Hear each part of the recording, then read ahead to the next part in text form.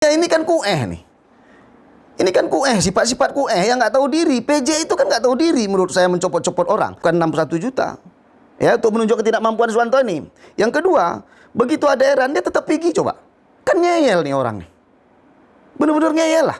Atau ini tipikal pemimpin orang yang betul memanfaatkan aji mumpung. Yang mumpung ke bupati perusahaan.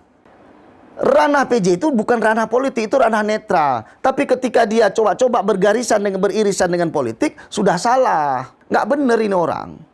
Dia sibuk dengan penggri ini model orang begini nih. Kenanglah Iswanto ini pernah menjadi catatan sejarah buruk bagi kepemimpinan di Aceh Besar. Iswanto efek harus menjadi pembelajaran bagi Aceh Besar. Kita mengharapkan jangan dikasih apa-apa sama orang begini. Orang begini jangan dibesarin nih. Jadi kasih kesempatan lagi. Kau udah kebongkar boroknya seperti apa. Tipikal kepemimpinannya seperti apa.